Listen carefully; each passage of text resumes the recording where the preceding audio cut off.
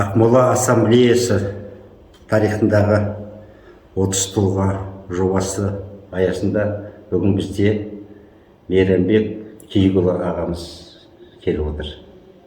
Қош келдіңіз, Мейрамбек аға.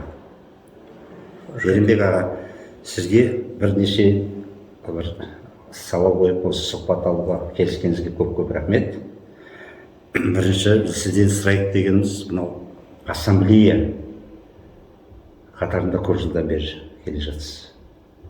Өзіңіз сол ассамблеяның маңызы туралы айтсаңыз, ассамблея сізге не берді деген сұрағым бірінші сұрақ. Бұл ассамблеяның тәуелсіз болғаннан кейін халықты біріктіру керек болды. Басқа ұлт өкілдерін өзінің маңайына топтастырып, тілімізді, мәдениетімізді насихаттау.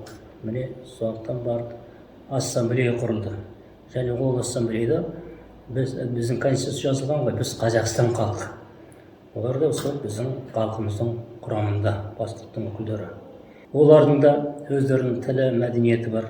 Міне осы ассамблеяға 14 жыл осы ғимарат іске қосылды. Ассамблеяның негізгі мақсаты сол Қазақстан халқын біріктіру. Міне сол үшін оның рөлі өте зор болды. Бүгінге дейін әлі сол өзінің маңыздылығын жойған жоқ. Жақсы, рахмет. Ал енді мен екінші сұрақ сізге қойын деген, аға, сіз осы қазақ тілі және мәдениетті қоғамдық бірлестігін өзіңіз іргетасын қалап өзіңіз құрдыңыз осы облыста. Иә. Сол туралы айтып берсеңіз.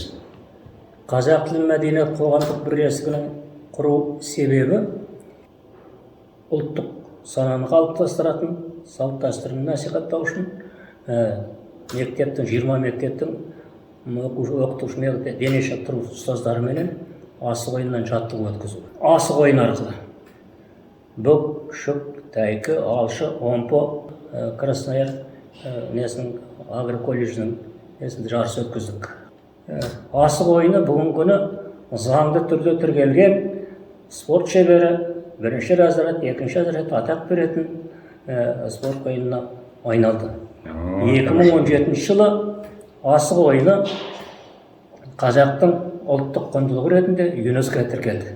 Сол алтын сақа жобасының авторы бастаған менмін.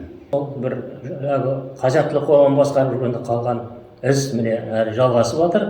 Асық ойыны спорт түріне айналды. Жақсы екен аға. Жақсы. 25 жыл бойы мен мына жастар тәрбиесін тәрбиелеу керек қой.